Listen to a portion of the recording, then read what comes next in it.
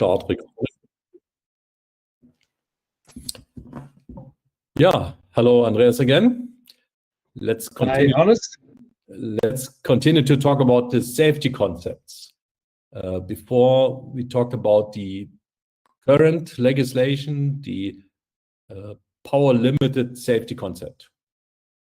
Mhm. And now we will zoom back 12 years, and this is a page from the GoPedelec Handbook, which was published by the GoPedelec Consortium together with the IEC Working Group on Light Electric Vehicles. And this was a consortia between different states and cities from Netherlands, Germany, Czech Republic, Hungary, Austria, and Italy, as well as consumer interest groups like the European Cyclist Federation, like the Extranjee Association, and the University of Stuttgart. Okay. As well as we work with the insurance industry. And there was a general agreement that the current power-based safety concept is dangerous because it doesn't take in consideration the mass of the total vehicle. So this means that when children ride on pedelecs, they may have a very, very dangerous fast acceleration because the motors are similar strong as if one of their parents is riding, maybe even with some extra luggage. And we had, especially in Italy, we had some workshop with school kids, and in the city of Napoli, and we seen how crazy they could accelerate, do wheelies, and so we consider this as not so safe. Sure, yes. And that's why here we created a dream legislation, because we understood that legislation is not easy to change. So we called it dream legislation, and we just defined what we considered as the right thing to do. So here you can see under point 7, no drive system power limits. However, limitation of the maximum power assisted speed in proportion to the pedal power applied. And this means that we propose to ban pedelecs which have no torque sensor.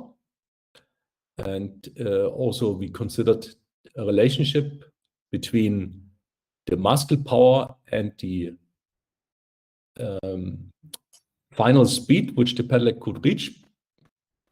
But we also considered that the acceleration is relevant and exempt the speeds from 0 to 15 kilometers per hour, where the human rider input could be super limited, because that's what we learned from the insurances and from the legislators, that up to 15 kilometers per hour, everything is considered as safe. So this was our starting point. And yeah, it evolved further. Maybe you can go to the next slide. Can you switch the slide? Oh, yeah. So this red dotted line was the original proposal by GoPedelec from 2012 publishing date. And actually the road bike would be this blue line without assistance. So we found that more or less by intuition we had described something what with pure muscle power people could ride on a flat, nice tarmac road without electric assistance.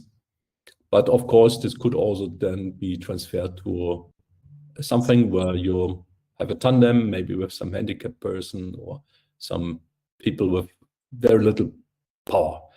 Anyhow, this is the starting point. I just want to recap for the people who are new to this subject, that this is not a new proposal by Andreas and Hannes. This has some history. Maybe, Andreas, you take over and describe your perspective from physics and the ergonomics on the safety concept based on acceleration limitation. Sure. On this transparency, you see a equation of motion in text form. You see on the left-hand side, action power equals, and on the right-hand side, you see what groups of parameters define traction power. Of course, it's the environment, air density, gravitational acceleration, and then there are parameters linked to the vehicle, like total mass, rolling resistance, aero drag. But what is most important, the drive state the vehicle is in is described by slope, acceleration, and speed. And by the way, from the view of a physicist, slope, going up a slope is accelerating. And accelerating always comes at a high cost. That means a lot of power to accelerate. Also, it's the same with slope, a lot of power needed to go uphill. So now, if in the actual legislation, continuous traction power is limited to 250 watts, but acceleration is not limited. So it can be that if total mass, Hannes, you mentioned it, that when kids are using a Pedelec or elderly people or lightweight persons, but having strong legs, when they start to pedal, such a Pedelec with limited acceleration happen that it accelerates very, very fast.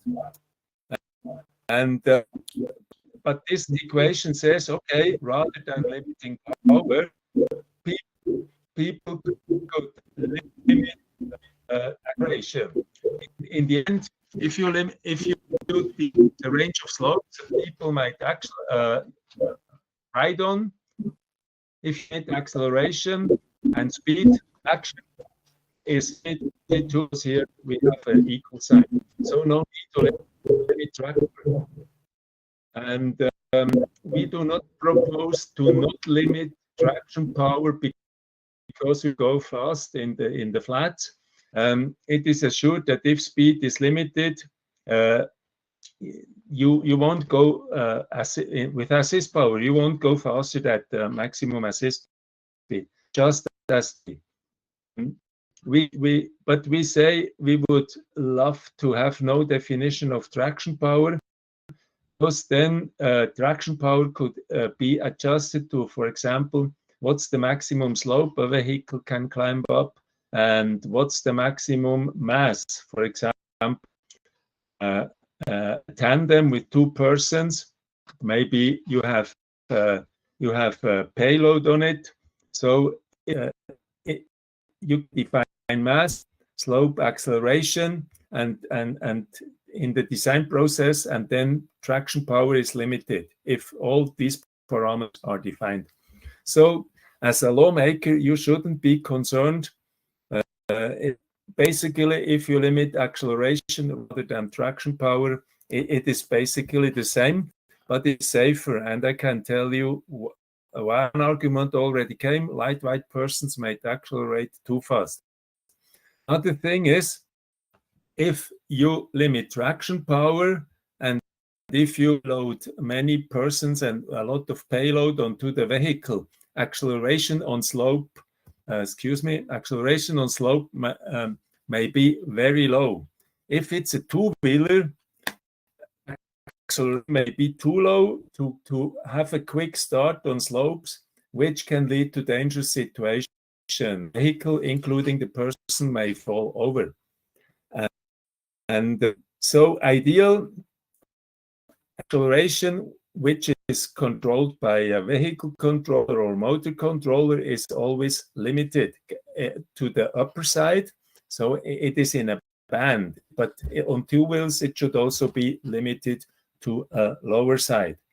And if acceleration is in a band, mass, that is on vehicle here, is not so important because the acceleration, the speed starting from a start, going up to speed, is always within a band, and it never is extreme or too low, as in the case when traction power might be limited. Yes, that's basically it. Hannes? Yeah. What is your comment? Yeah, this for me, as grown up in a very steep street in Stuttgart, we had a 12% incline over there. My observation was that as a cyclist, you're either so strong that you can go up this steep hill maybe with 10 kilometers per hour, or you're pushing it up. And if the Pedelec would allow anyone, from child to senior citizen to people with a handicapped person on a tandem or three-wheeler, to go up with 15 kilometers per hour, this would increase the safety, the overall safety for everyone a lot. Because 15 kilometers per hour up a steep hill, like 12, 13% incline, is super comfortable and also safe to ride if you have a two-wheeler. Yes. Yeah, lame ducks on a slope are a hindrance to car drivers or to other traffic participants. And as we discussed, if the acceleration is too slow on slopes, you may fall over, leading to extremely dangerous situations if you fall into the front of a car or something. Mm. Yeah. And another thing which really makes me think about in improving the safety, the overall safety of pedelecs. I believe that the maximum speed of a vehicle could be also limited with modern drivetrains if you have a strong regen possibility. Something which people who have experience with electric cars know, that if you have the braking mode, that you have speed control, and the car keeps to the legal speed in a city, for example, 30 kilometers per hour, even downhill, because it can brake. And considering, for example, bikes for a tandem, which has a total mass for 2 or 3 people, let's say, of 300 kilograms, to have an electric drive system which is so powerful also in braking, that it can make sure that you, for example, never exceed 20 kilometers per hour or 30 kilometers per hour, something where the vehicle is designed for.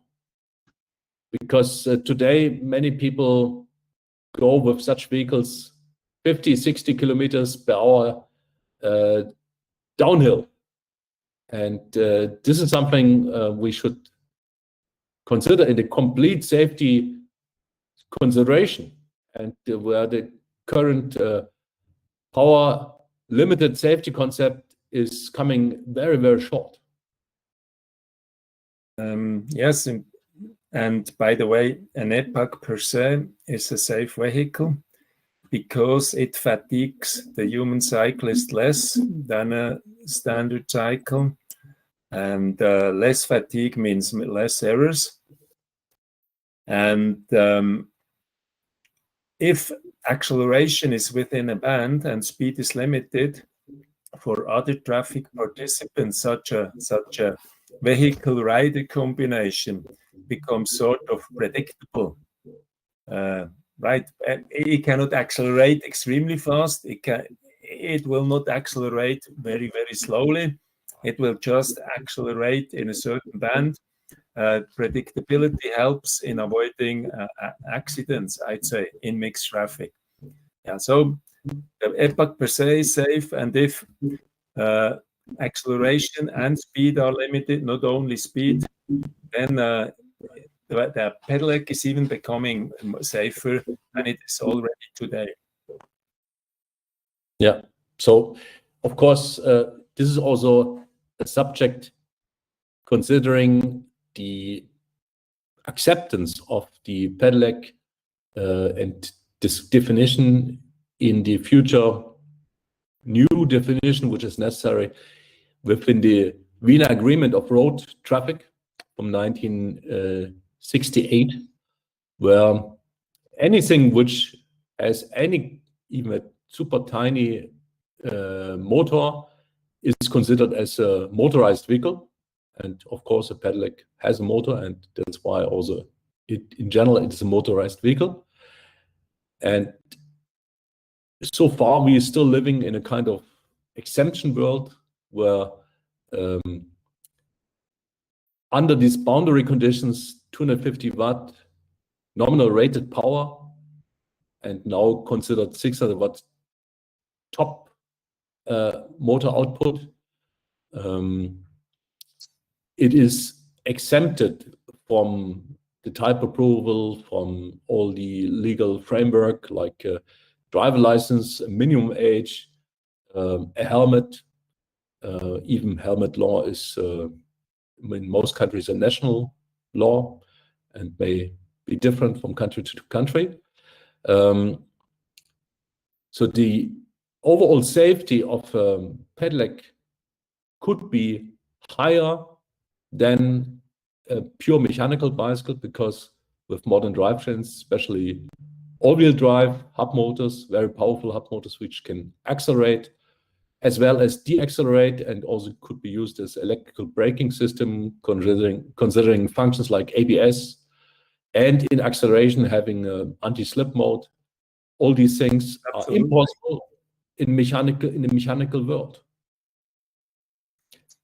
Yeah, I think for traction control would be very helpful in autumn, or if the street becomes slippery due to fallen leaves, in winter on snow and ice.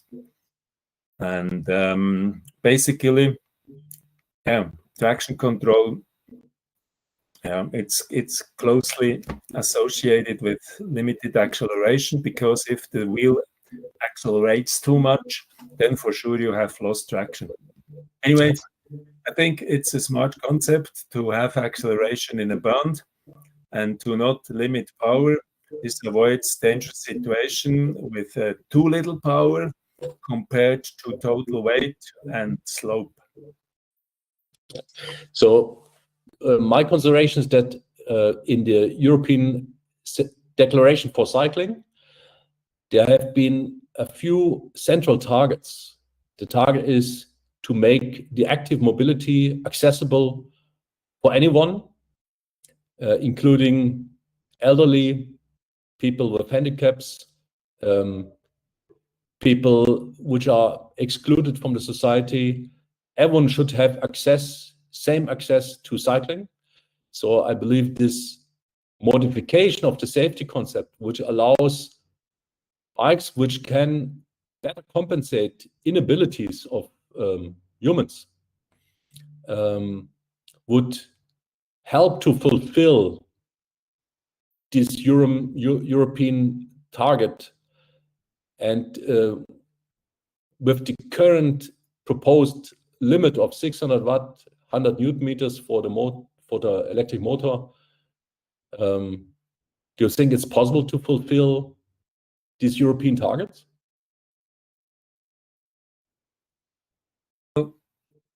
If you have multi-person cycles and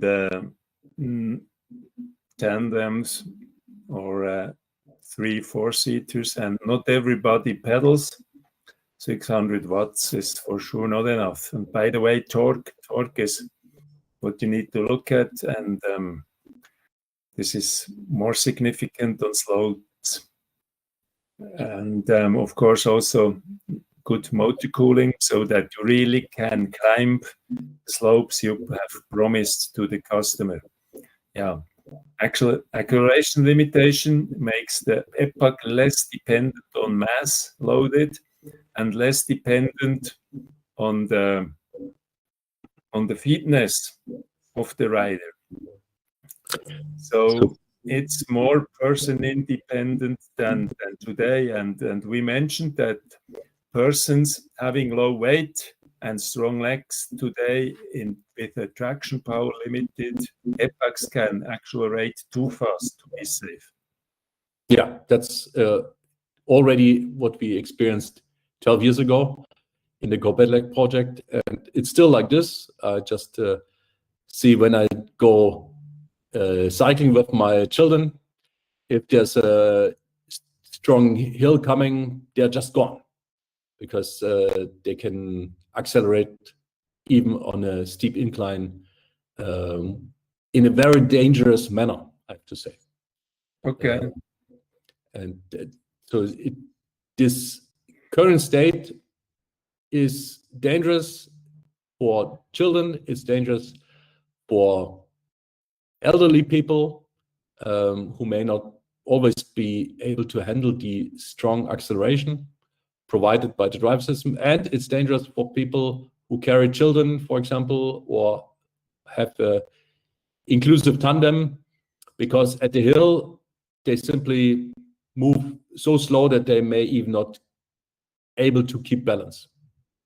As if the lawmaker says simply, the vehicle or motor controller, via that controller, acceleration has to be limited.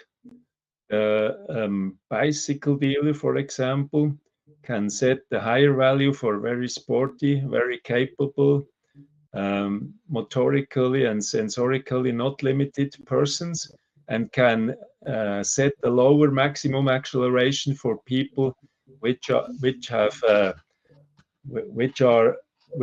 for example, have sensory or motorical problems, are not able to control a vehicle that accelerates very quickly. So via that acceleration limitation, and also via a minimum acceleration for two-wheelers, if well defined and well adjusted to the needs of the rider or the riders, makes an extremely safe vehicle. Because it is supporting the person, but it, unlike with the traction power limited epoch, which can accelerate eventually very fast, such dangerous situations won't happen. So it's more customer oriented. It's more tuned to the capabilities of the rider or the riders, which will increase safety. So this means, anyhow, we agree, as I can see, on the need for improved safety, to adjust the legal framework to allow the continuation of the mobility involvement with Pedelecs, with better legal framework, which is based on the acceleration safety concept. Thanks. Yeah. Welcome. Interesting discussion, Hannes. Thanks too. Thank you.